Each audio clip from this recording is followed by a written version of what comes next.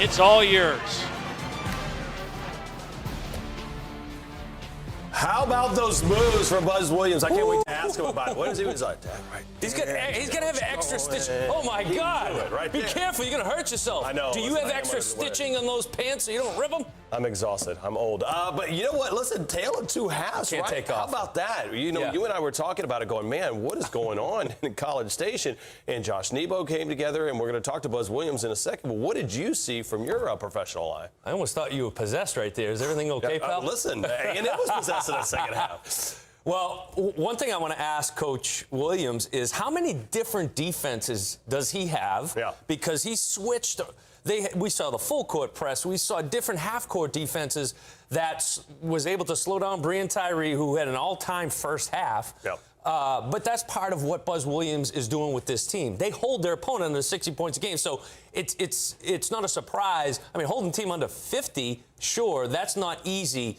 But it was great to see for Texas A&M and a coaching staff that is trying to install things of what they want to teach in the teams doing it and having success. It's a belief, isn't it? I mean, I think you got to believe in what the coach is preaching to you. So now he can take this and say, see, guys, what I am trying to teach you, we can win like this. Same thing for Kermit as well, too, at Ole Miss. And, I mean, listen, Breon Tyree gave us one of maybe the best performance we've seen in the SEC in a first half, but really kind of shut down in that second. Yeah, well, the one thing, first of all, you lose Terrence Davis, his NBA player. Second of all, he's had some injuries, talking about Ole Miss with Rodriguez that they were going to depend on.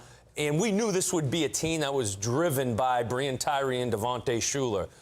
You saw in the first half why? Because Breon Tyree's an explosive scorer, man. He can rise up and hit the shot, and Devontae Shuler tried some in the second half. Savion Flagg, too, is a name that we called out a lot last year, and he's starting to kind of round into shape in this year. He had 11 points in this game, but really the tale of two halves. And now, for Buzz's squad, this is a huge win going into a game that might be pretty winnable against Vanderbilt as well. Absolutely. You build on a win like this, no doubt.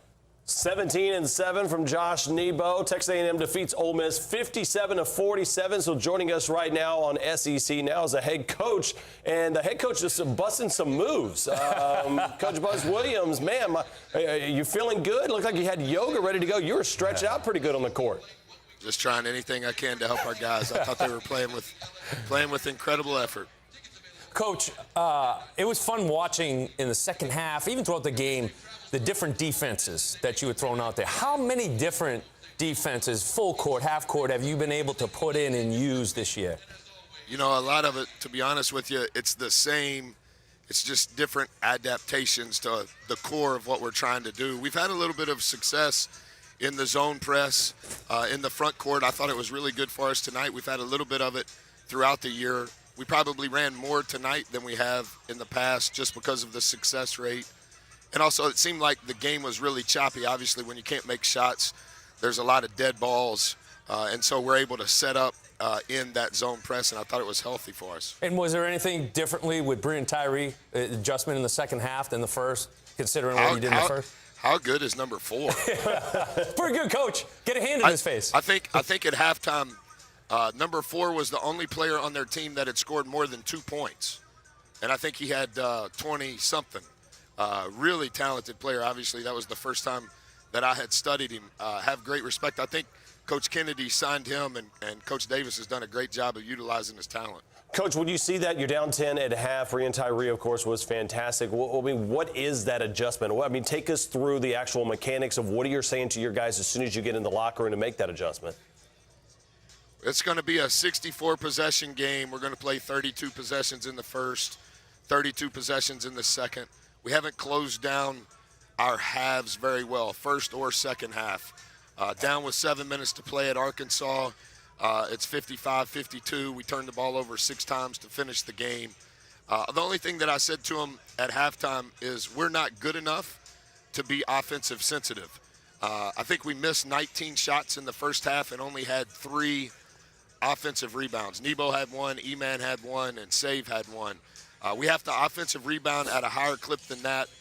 We're last in the country in three-point field goal percentage. Hopefully that'll change as time goes on. But we've got to give ourselves extra possessions on the offensive glass.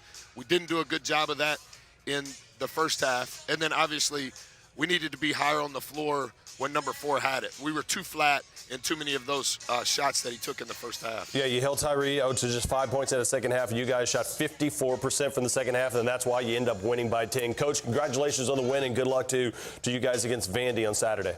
We're incredibly grateful. Thanks for letting us be on. There it is. Coach Thanks, Williams, Coach. happy about that. And again, we kind of joked around about how emphatic he was on the sidelines. It felt like, there's the tagline, it just means more. It felt like that win, especially that second half comeback, really meant something to Buzz and this Aggie squad. Listen, that is an Ole Miss team that played in the NCAA tournament last year. 8th seed last year. Kermit Davis was the SEC Coach of the Year last year. So, first of all, any win in the SEC is going to be good. And I realize that when others have looked at the SEC this year, they like to take shots at the SEC. But I'm just telling you right now, PB, there is no team, okay, that is going to have an easy night when they play in the SEC this year. It's just the way it is.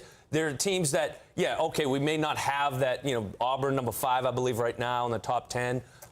Kentucky at 14, but every night in and night out, it's going to be difficult in this league. Well, I think because you see nights like tonight in which you see the reason why there was so much, hype about Buzz Williams is the fact of, listen, all right, once he gets his guys in, this thing can take it to another level. He hasn't really had a chance to, even like Tom Crean's in his second year and Georgia's already starting to play real well. The fact that he can make those adjustments so well like that and get a victory like that is huge. Well, here's the thing I love about A&M. Josh Nebo, first of all, he can protect the rim. He's going to be able to eliminate possessions. If he's not blocking shots, he's altering shots. And then on the other end, Savion Flagg is a difficult matchup. Wendell Mitchell is a creative, tough scorer. And they have an opportunity to kind of build upon that as they'll go out to Vanderbilt. They'll face the Commodores in Nashville coming up on Saturday. Let's get you more.